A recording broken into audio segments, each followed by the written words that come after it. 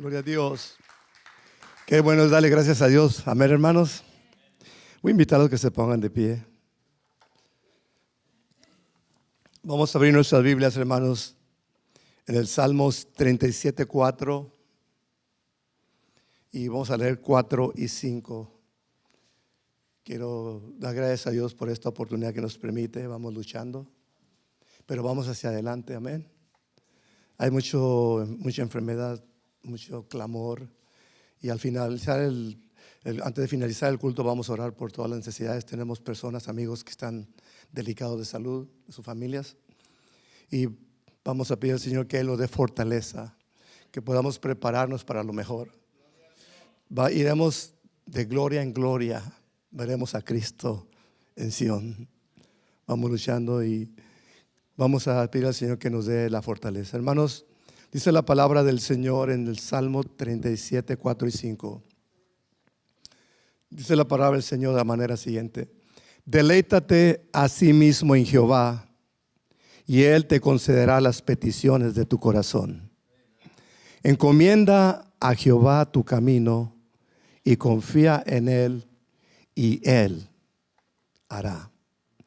Quiero hablar esta mañana sobre el tema: encomienda a Jehová tu camino. Padre, te damos gracias en esta mañana. Te suplico que unjas mis labios, mi corazón, mi alma. Padre celestial, abrimos nuestra mente, nuestro corazón en este día para que tú hables a nosotros. Gracias por esta oportunidad que nos das, que podemos, Señor, salir adelante en medio de tanta tribulación y problemas. Vamos caminando contigo y somos más que vencedores. Gracias por cada uno de tus hijos e hijas que pudo llegar hasta aquí en este día. Te pido bendición por cada corazón en este día, Señor. Y los que no están, ayúdales ahí donde se encuentran. Si están en tribulación o si no, también dales el ánimo, ese deseo, Señor, de venir a adorarte y que puedan triunfar sobre todas las ilicitudes que tenemos en la vida. Te adoramos y te bendecimos y declaramos tu nombre en esta hora, en el nombre de Jesús. Aleluya. Tome su lugar, dando gloria a Dios. Hermanos, para llegar al momento de encomendar nuestro camino a Dios, necesitamos una convicción, necesitamos estar seguros con quién vamos caminando. Porque llega el momento donde vamos a mirar cosas hermosas y maravillosas, pero es parte del pago a nuestra fe, el pago a nuestra perseverancia.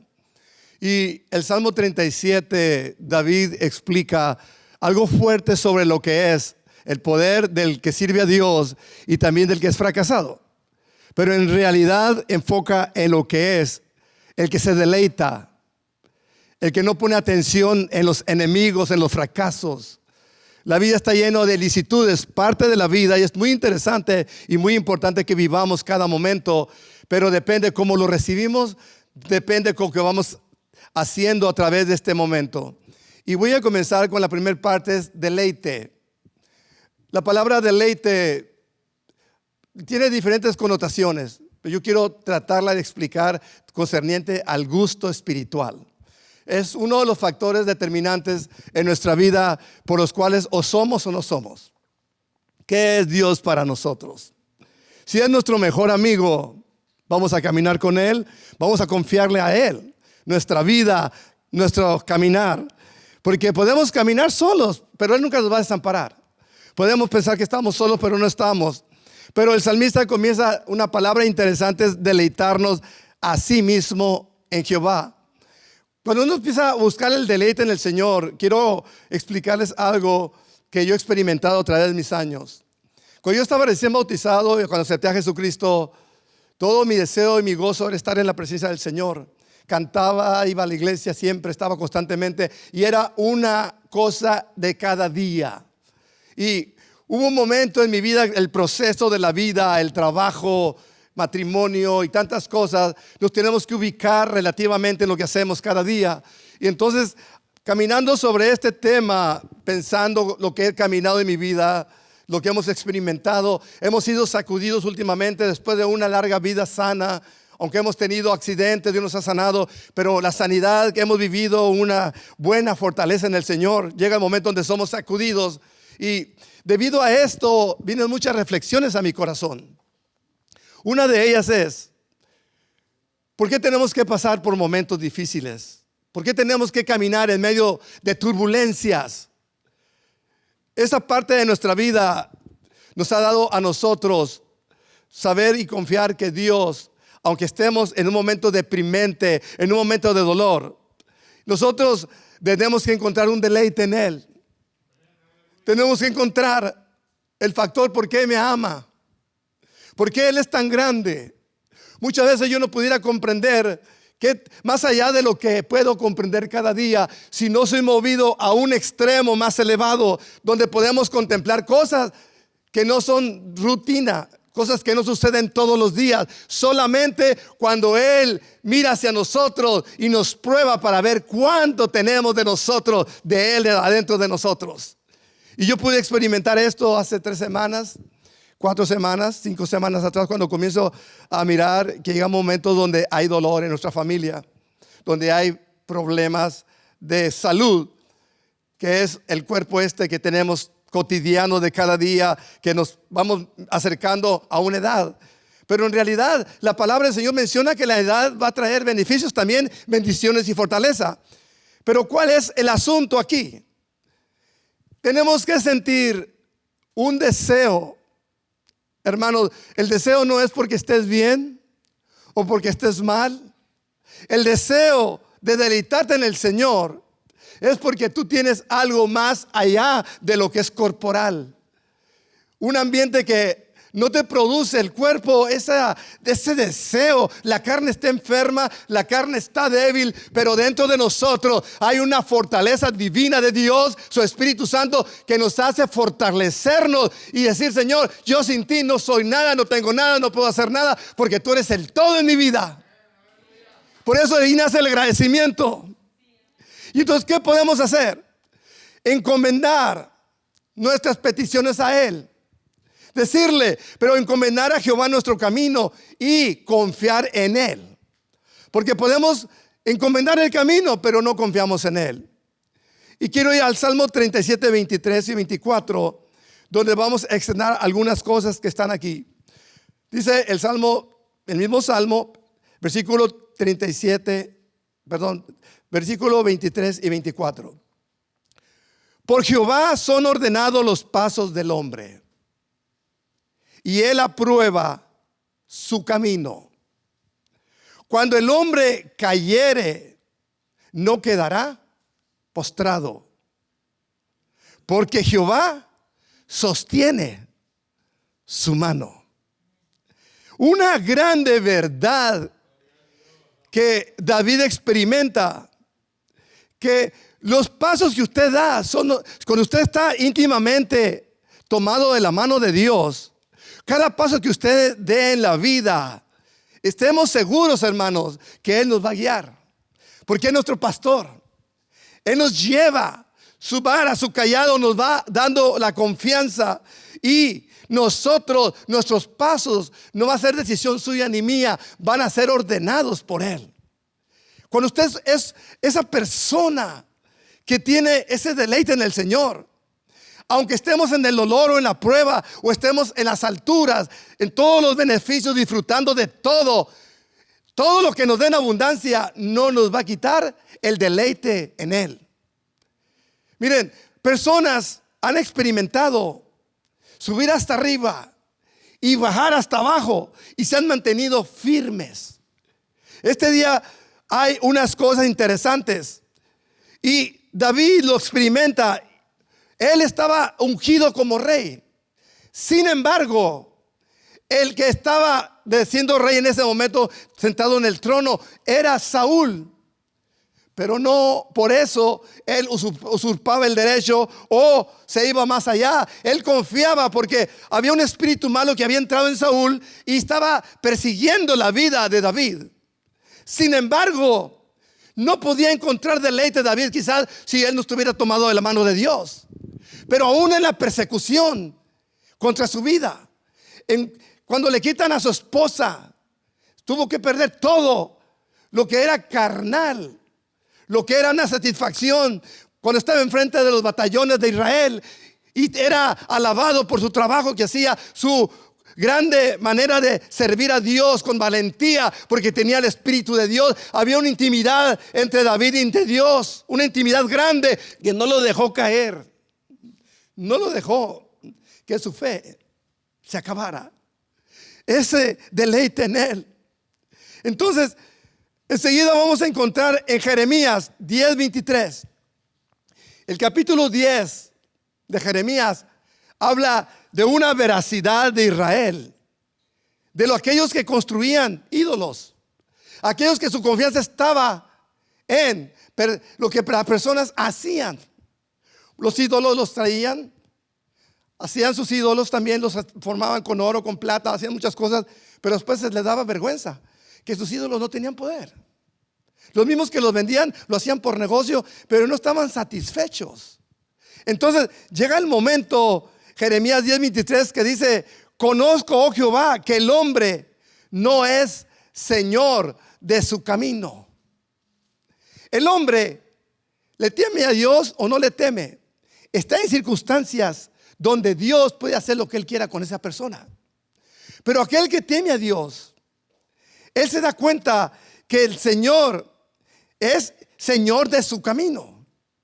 Qué bonito cuando una persona puede decir: yo vivo por la misericordia de Dios, y todo lo que yo hago y emprendo está bajo el temor, la vigilancia de un Dios poderoso. Qué hermoso cuando una persona puede comenzar a explicar y a decir: mi confianza está en el Señor, mi fe está en el Señor. Todo lo que yo hago, Él lo hace para que yo sea bendecido. Entonces, cuando usted usa confianza en el Señor, todas las peticiones que usted tiene, Él las va a comenzar a resolver, va a comenzar a tratar con usted, y usted va a confiar más en Él. Porque muchas veces pensamos: oh, es que yo estoy bien porque mi inteligencia. Sí, ¿quién te da la inteligencia? ¿Quién te abre la puerta para que tú entres? ¿Quién te abre el camino? Él nos abre el camino. Él nos hace experimentar cosas tremendas. Aún de la muerte, del hoyo de la aflicción nos levanta. Donde estamos bien caídos, Él nos puede dar esa fortaleza. Pero puedes tú tener que dejarle a Él que sea Señor de tu camino. ¿Cuántos se animan a dejar al Señor que sea Señor de su camino? Ni del hombre que camina es el ordenar sus pasos. Usted puede diseñar su vida, usted puede diseñar sus pensamientos. Dios le puede dejar que logre lo que usted necesita o desea en su alma, porque Dios es tan bueno, es misericordioso y clemente. Él permite que nosotros podamos levantarnos. ¿Cuántos deseos tenemos en vez de pequeños o grandes? Y Dios se los concede. ¿Cuántas veces Dios es tan grande en misericordia? Yo digo, me han sucedido cosas tremendas. ¿Quién no ha experimentado ese Padre Celestial que en vez de tener un antojo, hasta un antojo te lo concede? ¿Verdad? Que Dios es tan bueno. Qué bueno es el Señor en ese aspecto. Pero ¿qué es un aspecto más fortalecido? Cuando usted, dentro de usted, comienza usted a ponerle un valor a esa amistad con Dios. Esto es encomendar el camino al Señor. Jeremías dice, Él habla de muchas cosas en este capítulo. Yo se le recomiendo que lea Jeremías el capítulo 10. Va a entender muchas cosas muy hermosas que habla del poder de que tiene el Señor como todopoderoso. Todo el control que tiene. Cómo el hombre ha fallado, pero cómo Él mantiene su poder. Es tan grande su misericordia. Pero también Salomón en Proverbios 16:9 dice, Proverbios 16:9, el corazón del hombre piensa su camino. Aquí el tercer hombre, Salomón, dice, el corazón del hombre piensa su camino, mas Jehová endereza sus pasos. Este hombre, Salomón, su camino había sido comenzado en grandeza. Dios trató con él al principio de su reinado. Él pidió sabiduría, se humilló a Dios. Y llega el momento cuando lo inicial con lo que tenía que haber seguido el mandamiento de Dios, que su padre mismo antes de morir, David le dijo a Salomón: mira, no dejes a Jehová, cuida de hacer lo que está escrito en su palabra, guárdate con él, deja que él sea tu camino, tu director, tu guía, su palabra. Pero cuando él comenzó a levantarse, después que Dios le da sabiduría, le dice: mira, no me has pedido más de que sabiduría, y no nomás me pediste nomás para el pueblo, ayudar al pueblo, pero tanto me agradas que yo te voy a dar también la vida de tus enemigos, te voy a dar riquezas cual nunca nadie ha tenido. Lo bendijo grandemente. ¿Qué pasa cuando Dios levanta a Salomón? Rápidamente comienza a cambiar, comienza a pensar diferente. Lleva un fracaso muy grande. Lo primero que hizo es a casarse con una mujer familiar de Faraón en Egipto. Fue a empezar a rodear el mundo, fue extendiéndose la fama, su sabiduría. En lugar de humillarse más a Dios, comienza a ser tan rebelde que llega el momento donde llega hasta arriba su infidelidad. A tal manera tener sacerdotes en lugares altos, echar a perder esa intimidad que había con Dios. Y llega el momento cuando empieza a ser arrastrado a través del conocimiento de la palabra que tenía. Cuando se está haciendo viejo, está mirando que estaba sembrando un caos su vida, sus pasos, que había empezado a salirse del riel, de salirse de esa comunión, de ese cuidado de Dios. Por eso en este tiempo, aunque haya mucha aflicción, aunque haya mucho problema, nuestro deber es, hermanos, amarrarnos de la mano de Dios, bien amarraditos, bien ataditos con Él, caminar con Él, porque Él es nuestra vida, es nuestra satisfacción. Gloria a Dios. Y dice Salomón: el corazón del hombre piensa su camino. Él se equivocó. De ahí salen multitudes, miles de dichos que dice, le quedaba una sola realidad, que era reconocer que había sido necio. Tuvo sabiduría, pero era un necio. No podemos nosotros ser sabios, no podemos ser personas que estamos completas si no permitimos que Dios haga las cosas a su manera. Yo no le puedo ayudar a Dios en sus planes. Yo quisiera no sufrir, yo quisiera no tener problemas, yo quisiera todo el tiempo estar contento, que mi carne se goce, pero hay que aprender a deleitarnos en lo interior. Aunque mi corazón esté muy afligido, aunque tenga mucha tristeza mi carne, yo sé que tengo que adorarle, sé que tengo que glorificarle, sé que tengo que darle a Él la primacía en todo, porque Él es mi Señor y es mi Dios. Aleluya. Y dice: el corazón del hombre piensa su camino, mas Jehová endereza sus pasos. Dios es bueno para enderezar nuestros pasos. Miren, quiero traer a su mente a un siervo de Dios. En Primera de Reyes capítulo 17 conocemos la historia perfectamente. Este siervo, Elías Tisbita, de los moradores de Galad. No voy a leer todo el capítulo, voy a leer unas porciones. Llega el momento que va con el rey. Y yo estaba meditando: Señor, esta parte, David experimentó muchas cosas, Jeremías experimentó muchas cosas. Cada persona ha experimentado algo. Pero nosotros, como siervos de Dios, ¿por qué Elías tuvo que experimentar algo? Él tenía un celo, tenía un deseo, y se pone frente de Acab y dice que no iba a llover por un tiempo, solo por su palabra.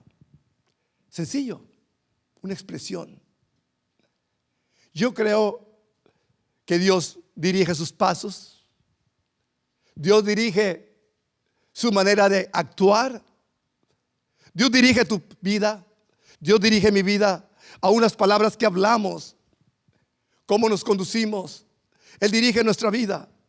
Pero Elías, después de que dice esto, el Señor le dice en Primera de Reyes 17:3, apártate de aquí y vuélvete al oriente y escóndete en el arroyo de Querit, que está enfrente del Jordán, y beberás del arroyo, y yo he mandado a los cuervos que te den allí de comer.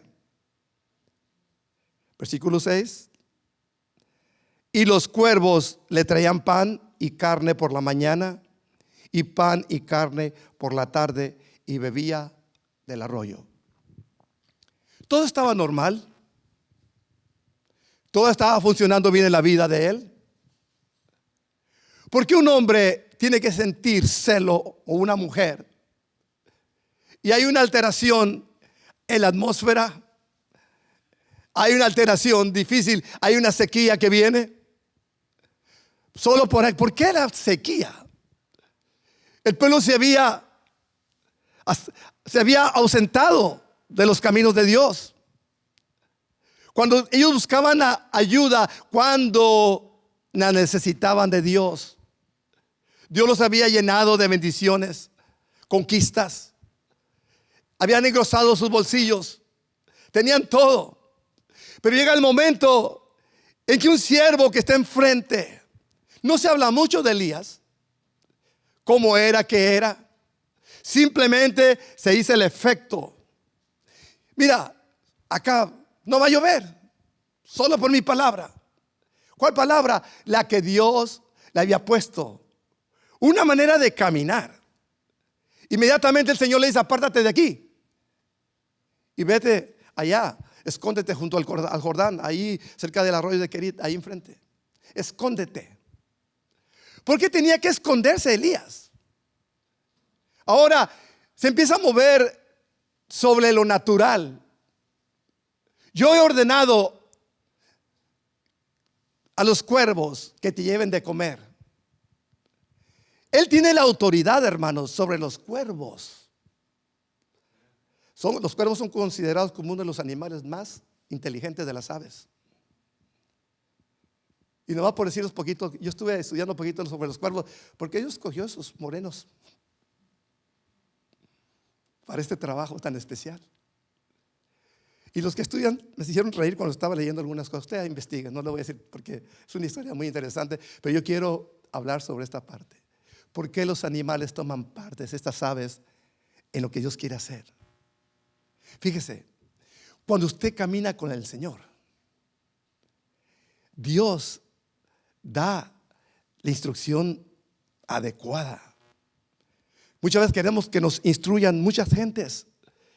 Y es bueno que nos instruyan en ciertas cosas, pero en la relación con Dios, solamente Dios te puede instruir cuando tú comienzas a experimentar. Hay cosas donde no pueden entrar otras personas. Hay lugares donde tú solamente puedes levantarte. Y de esta parte estamos necesitando en este momento que todos los que no han experimentado esa dimensión. Elías nunca había experimentado. Sin embargo dijo, yo confío mis pasos en el que me está mandando. Salió, se escondió y tomaba agua del arroyo. Pero circunstancias que iban a suceder. Como él dijo que no lloviera, no llovía. Por la palabra que tiene autoridad. Cuando usted tiene autoridad de parte de Dios, hermano, siervo de Dios, tienes que luchar para que Dios bendiga tu vida, la use. Y esta parte, para ser usado, Elías tuvo que experimentar esconderse. Rápidamente se escondió. ¿Por qué? Porque Satanás iba a levantar inmediatamente el rey Acab, que tenía todo su ejército de animales y gente preparada para la guerra y para todo. Pensaban que nunca el reino iba a ser sacudido. Una sequía sacude el reinado.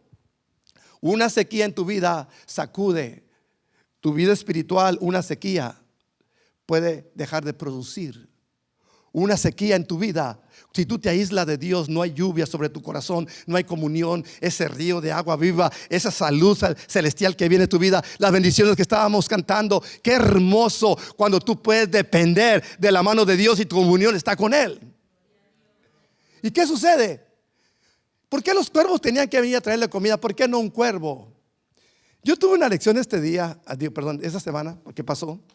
Estaba viendo por la ventana hacia afuera en la cocina y llega un pajarito morenito, de color oscuro, con el pecho blanco. Hermano, le traía un tocino. ¿De dónde lo agarró? Tocino. Y se para enfrente de mi ventana y está una plantera ahí. Se sube a la plantera que está colgando y cogía el tocino y lo cogía y lo iba picando poco a poco. Y luego subía y bajaba. Dije, Señor, ¿qué le llevarían los cuervos a Elías? ¿Le llevarían tocino? ¿Qué sería lo que? Le traían pan en la mañana y carne, y en la tarde volvían. Ellos nomás podían traer cierto peso sobre ellos, porque ellos no pesan mucho. Los cuervos, según los que estudian, dicen que pesan un poquito más de medio kilo. Un cuervo, y hablan sus emisiones y todo eso, como dicen ellos. Pero el asunto es, tenían que venir un grupo para que trajeran buena porción y llenaran el estomaguito de Elías. Pero qué curioso que nosotros nos podemos, en vez de pensar qué tan grande es Dios, que aún los cuervos le hacen caso. Y nosotros, que somos los humanos, hijos de Él, que es venido, nos ha llenado con su presencia, batallamos para hacer lo que nos dice. ¿En qué grado estamos comparándonos con los cuervos? Dije, no cabe duda, Padre. Y venían en la mañana y venían a la tarde, y Elías tomaba agua del arroyo muy feliz. Pero se empezó a secar porque no llovía. ¿Y qué sucede cuando se secaba el agua del arroyo? Enseguida viene otra orden. Si usted podemos medir un poquito esta parte, como Dios trata a un siervo, a una sierva. ¿Con qué confianza? Muchas veces queremos bendiciones, queremos muchas cosas que haga Dios, milagros, pero cuando somos sacudidos parece que nos desmoronamos. Parecemos que ya no podemos continuar. Pero entonces enseguida, cuando se seca el arroyo, en el mismo capítulo, el versículo 6 dice: apártate de aquí y vuelve al oriente y escóndete en el arroyo de Querit, que está frente a Jordán, y beberás del arroyo que yo te he mandado a los cuervos que te den allí de comer. Y los cuervos le traían pan y carne por la mañana y pan y carne por la tarde. Ahora, versículo 8. Vino luego a él palabra de Jehová, diciendo: levántate, vete a Sarepta de Sidón y mora allí. He aquí, yo he dado orden allí a una mujer viuda que te sustente. Esta parte número 2. La mujer no sabía de qué se trataba. Hay cosas que Dios quiere hacer con nosotros y muchas veces no sabemos de qué se trata. Esta mujer no era judía. Sarepta estaba pegado al mar Mediterráneo y era parte de Tiro. Era un país diferente a Israel. Y esta mujer ni sabía oído, no había escuchado la voz de Dios. Pero sin embargo, él le había dado una orden. Y le dice a Elías, aquí, pero ¿qué es lo que le dice el Señor a esa mujer? Dice: he dado orden allí a una mujer viuda que te sustente. Le dice todas las características. ¿Y qué pasa con Elías? Se levanta de donde está el río Jordán, tiene que cruzar hacia el otro lado y irse hacia el noreste, ir para allá para ir al mar Mediterráneo y llegar a ese lugar. Y cuando llega a la puerta de la ciudad de Sarepta, se encuentra a una mujer. Dios es bien exacto en su reloj. Muchas veces queremos nosotros señales de humo. Queremos muchas cosas que el Señor me muestre. Y luego decimos, muchas veces decimos, yo siento que el Señor quiere, yo siento. No he escuchado, y esa mujer no escuchó, pero sentía. ¿Cuándo sabemos cuando Dios nos pone un sentir? Cuando tenemos una comunión con Él. Cuando tenemos un deleite con Él. Sabemos, porque es muy conocida su voz dentro de nosotros. Aquí adentro en nuestro corazón podemos sentir cuando es un sueño, cuando es una visión o cuando es un sentir también. Llega Elías, Sarepta, y una mujer sale afuera de la puerta de la ciudad para juntar leña. Cuando la mira le dice, no se conocían, pero el siervo de Dios ya sabía que Dios tenía un plan. ¿Y qué sucede? Le dice, ¿me podrías dar un vaso de agua? Porque ella lo miró y pudo contemplar algo que lo que sentía Dios estaba obrando en su corazón de ella. Y este profeta sabía que lo que Dios le decía era realidad, porque se deleitaba con él. ¿A poco no se podía haber deleitado cuando los cuervos llegaban? ¿Quién no se deleita cuando Dios está haciendo en tu vida, proveyendo para ti? ¿Y qué sucede? Dame agua, pero ¿sabes qué? ¿Por qué no me traes un pedazo de pan, bocado de pan? Y le dice a la mujer, precisamente yo salí aquí afuera para juntar 2 leñitos para cocinar el último puñado que tengo de harina y el poquito de aceite que me queda. Esa sequía estaba en depresión todos los pueblos alrededor de Israel. Yo estaba meditando cómo nos encontramos en este momento. En medio, ya no es tanto la pandemia ni esto ni lo otro. Mucha gente que no puede tener satisfacción. Gente que no ha experimentado más allá de lo que es tener un contacto con el Señor. ¿Cuál fue la última vez que te brincó tu corazón cuando estabas inclinado o inclinada orando a Dios? Y que dijiste, por eso te amo, porque tú estás conmigo. Dijo la mujer, no, mira, todo lo que tengo es una decisión lo que tengo. Voy a preparar ese pan, esa poquita de harina y ese aceite me sirve para eso nomás, y me voy a dejar morir yo y mi hijo. ¿Cómo Dios va a tratar con una mujer que está en peligro? Una mujer que había decidido. Su pensamiento no era ese día. El pensamiento de esa mujer era, todo se va acabando. La harina, el aceite se va acabando. Va a llegar el momento en que se va a acabar. Lógico. Ese es el mundo lógico. Son los cristianos lógicos. Claro que había un por qué estaba así. Era viuda. Tenía un hijo, un niño. Y no sabemos muchas informaciones, pero podemos detectar en nuestra mente y pensar y sacar por conclusiones que una mujer en aquel tiempo como ella no era fácil subsistir. ¿Y qué sucede cuando le habla el profeta? La palabra de un profeta o de una mujer de Dios puede comenzar a hacer un cambio en la mente, en el corazón de una persona. Y yo quise leer una parte, hoy voy a leer otra parte aquí, que sigue enseguida aquí. Dice la palabra, versos 13 al 16, dice, voy a empezar a leer unos poquitos nomás. Dice, Elías le dijo, no tengas temor, ve, haz como has dicho. ¿Por qué le dijo? Mira, ve, prepárame una torta pequeña. Quiero que la prepares para mí primero. y después haces para ti y para tu familia. Y esta parte que nos dice aquí, no tengas temor.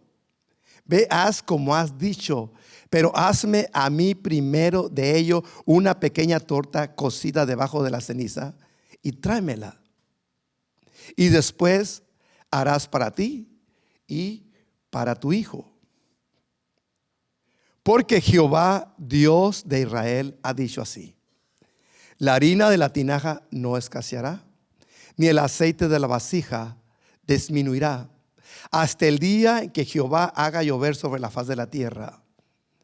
Entonces ella fue e hizo como le dijo Elías, y comió él y ella y su casa muchos días. Y la harina de la tinaja no escaseó, ni el aceite de la vasija menguó, conforme a la palabra que Jehová había dicho por Elías, hasta el día en que llovió, hasta el día que llueva, hasta el día que haya producto. Hermanos, hay mucha información en este capítulo, pero el centro de esto es, todo es importante, la fe. Tengo nomás esto, Señor, pero tú me estás diciendo que yo te haga a ti primero. Lo que me queda, te lo vas a comer tú. ¿Cuántas veces Dios quiere bendecirnos?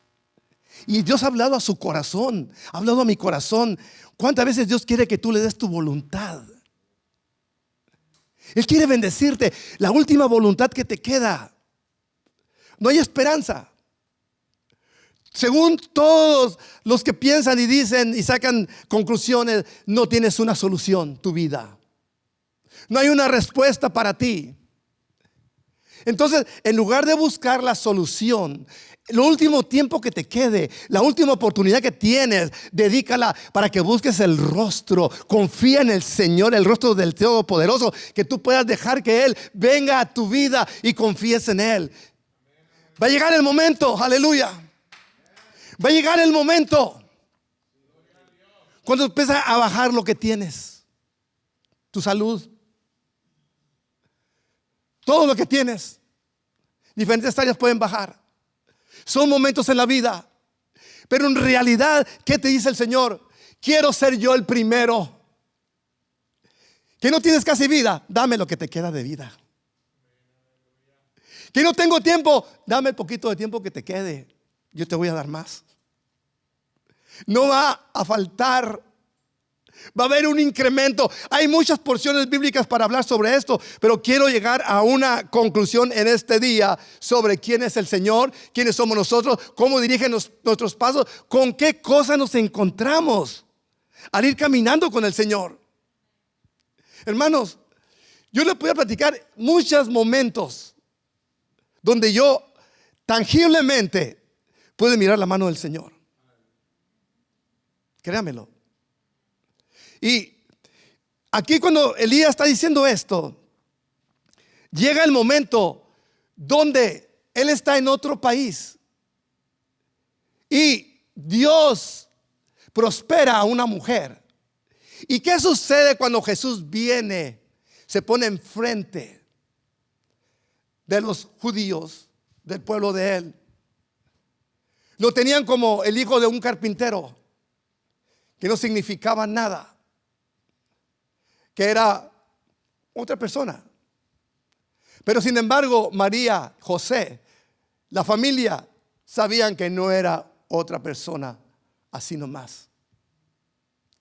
Sabían, pero cuando la gente comienza a mirar el ministerio de Jesús, en el capítulo 4 de Lucas, encontramos razones. Cuando Jesús, después de ser tentado, Lucas habla de una manera muy eficiente, muy clara. Y una de las cosas para que los que estaban caminando supuestamente en un camino donde Dios los guiaba, sacerdotes, personas que practicaban la ley de Dios a su manera. Pero el camino del hombre Es interesante cuando hay un deleite. Ellos no estaban deleitándose en la ley. La ley era un castigo.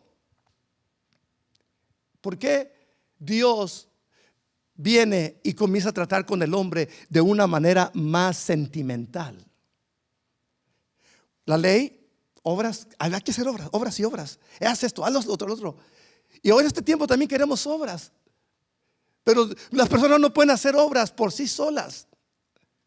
El que está fallando, el que esté fallando, el problema que tenga en su vida lo está teniendo. Pero Dios quiere tratar con nosotros de una manera más adentro. Cuando se pone enfrente de aquella mujer junto al pozo de Jacob, le dice: si tú conocieras el don de Dios, ¿y quién te dice dame de beber? En este momento que estamos viviendo, muchas personas, hermanos, conocen a Cristo en un nacimiento que ponen cada año, las luces que ponen, en los árboles que ponen. Ahí conocen nomás ese sentimiento. Pero ¿qué es eso? Eso no es nada. El niño y el mono todo el tiempo lo han tenido, toda la vida. Dios es más que un mono. Es más que un pensamiento.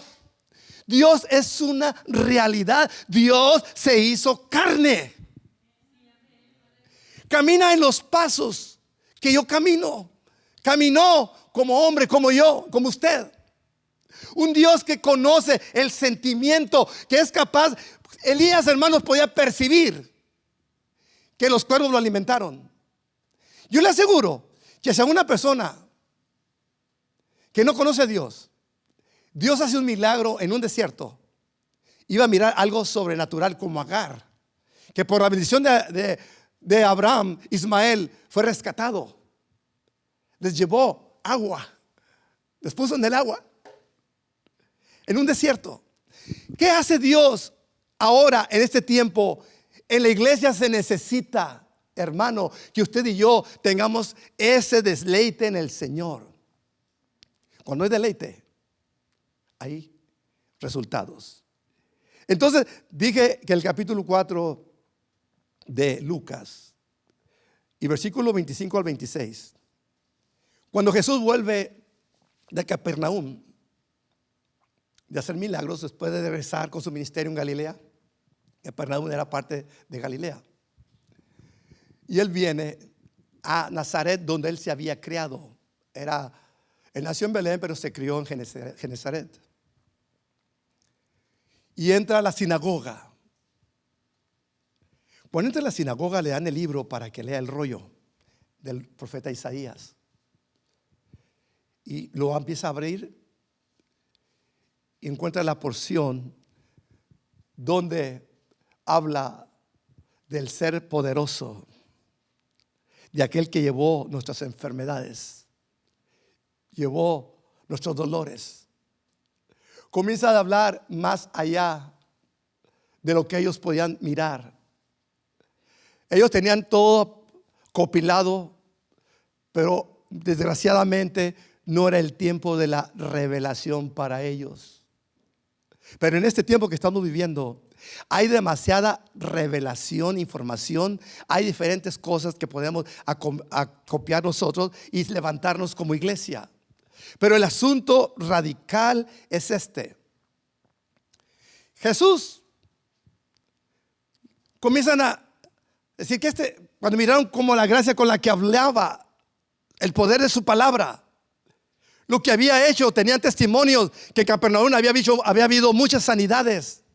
Entonces ellos dicen que este no es el hijo del carpintero. Una persona que no tiene el espíritu de adopción, que no encuentra deleite en el Señor, no se fija en una persona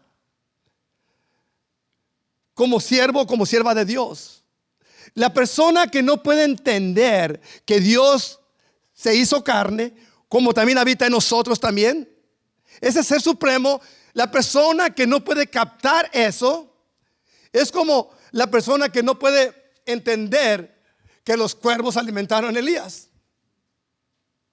Es como la viuda pobre que tuvo que despojarse de lo poco que tenía.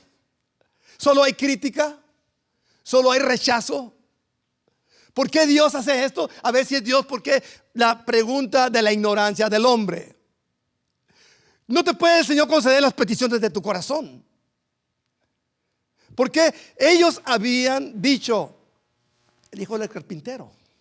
Si usted lee ese capítulo, se va a fijar que al último lo quieren matar. Y sale en medio de ellos, lo llevan a una parte alta. Sin embargo, él no hizo ninguna sanidad en su propia tierra. Y él dijo, ¿qué no saben el dicho? Que al profeta no es aceptado en su propia tierra. Muchas veces tu propia familia te detesta. Muchos no te aceptan, no te creen. Yo sé quién eres tú. No creen en la renovación. No creen que la persona se puede levantar y levantarse a tal manera de ser iluminado de una manera especial donde Dios puede actuar en la vida de uno. Experimentar un cambio. Experimentar una transformación, lo sobrenatural en tu vida. Aleluya. Y este día, dice Lucas 24, 24, 25, en verdad os digo que muchas viudas había en Israel en los días de Elías, cuando el cielo fue cerrado por 3 años y 6 meses, y hubo gran hambre en toda la tierra. Pero a ninguna de ellas fue enviado Elías, sino a una mujer viuda en Sarepta de Sidón. Queda el recuerdo, queda la enseñanza, para que tú puedas y yo pueda ganar almas, para que yo pueda ganar lo que yo necesito ganar, los beneficios de la iglesia primitiva. Necesitamos creer a Dios en su palabra, acercarnos a Él y subir a un momento de madurez. Una madurez es aquella donde tú puedes disfrutar plenamente y deleitarte en la presencia de Dios. Voy a comenzar a cerrar. Miren, los apóstoles, antes de ser llenos del Espíritu Santo, ellos no tenían todavía escritos los hechos de Jesús. Tenían la historia, tenían la información. Jesús les había abierto los ojos, el entendimiento. Y llega el momento cuando Él sale, se levanta de los muertos. Les pudieron abrir la mente totalmente a ellos cuando fueron llenos de la presencia de Dios y empezaron a entender las cosas que antes no entendían. Dios comienza a soplar sobre ellos el viento del Espíritu Santo. Hermanos, nomás quiero decir 3 cosas para cerrar. La primera es: cree en la palabra de Dios. Cree que te está llamando. Cree que Él quiere bendecirte. Cree que Él quiere una relación contigo. Cree que para Dios nada es imposible. La número 2. La persona que cree tiene que creer por lo que la palabra de Dios dice. Tiene que tener fe para que esa fe pueda generar obras. Hay una pequeña desconexión entre las obras por fe y las obras para tener y crear un ambiente hacia Dios. El hombre, sus mejores obras son trapos de inmundicia. Pero cuando somos justificados por el Señor, la fe crece en nosotros y la fe tiene obras. La fe sin obras está muerta, dice la palabra. Entonces, ¿qué es lo que nosotros tenemos que hacer? Sin la fe es imposible agradar a Dios. Porque una persona dice, voy a hacer este favor a fulano, voy a hacer a otro sultano, o voy a hacer esto, no está malo que lo haga, pero usted tratando de hacer obras para verse bien, o para que la IRS le baje un poco de dinero, a obtener beneficios. Pero en realidad no trae muchos beneficios. Dios le gusta que ayudemos a las personas. Pero cuando usted tiene fe en el Señor y usted hace algo con todo su corazón, con toda su fe, lo hace porque agrada al Señor y usted siente una responsabilidad para hacerlo para su honra y para su gloria. ¿Qué sucede cuando usted tiene la fe? Y la fe produce obras. Viene, lo adora, predica a las personas, puede invitar a muchos a que conozcan al Señor. Hay muchas cosas diferentes. Amamos los unos a los otros sin interés. Amamos unos a los otros por el amor que tenemos en nosotros. Tenemos la fe activa. La fe es grande en nosotros cuando esa fe está conectada con ese ambiente, hermano, de deleite en el Señor. Lo hago porque me gusta estar con Él. La fe te dice vamos, la carne te dice no, pero la fe te dice levántate. Empieza el corazón, la mente a trabajar. Mira, la carne dice que no, pero tú tienes un haber por aquí hacerla cada cosa. Hermano, si cada día reforzamos, la última cosa que quiero decir es permanecer en el Señor activos. ¿Cómo debemos de permanecer en el Señor activos? Cada día. Yo no puedo mantener una relación con mi esposa, con mis hijos separados de ellos. Tengo que estar cerca de ellos. Pero esto es posible a través del amor que tenemos como hijos de Dios, como familia. El amor se extiende. La comunión beneficia, da vida, da salud, da protección. Hermanos, la comunión que tenía la iglesia primitiva, todos los días en las casas y en el templo no cesaban, partían el pan juntos. Hermanos, debemos estar juntos. Debemos de estar buscándonos en la protección, en la oración, en el clamor, levantarnos para estar listos para ayudar a aquel que necesita. Como lo vamos a hacer antes de que se despida el culto, vamos a orar por necesidades. Hay que hablar con aquellos que están desanimados, los que tienen problemas. Hermanos, no hay que criticar, no hay que estar hablando, simplemente rogar al Señor que nos ayude para levantarnos con un espíritu dispuesto para bendecir al que necesita ser bendecido. Todos tenemos que ser bendecidos. Esas bendiciones que alcancen a nuestras vidas y también a nuestras generaciones, a nuestras descendientes. Pero más que nada, que su palabra, su poder y su misericordia no se aparte. Que podamos servir a Dios con un corazón dispuesto y creer que nuestros pasos son conducidos por Él. Encomienda a Jehová tu camino. Confía en Él. Y Él lo va a hacer. Póngase de pie, hermano.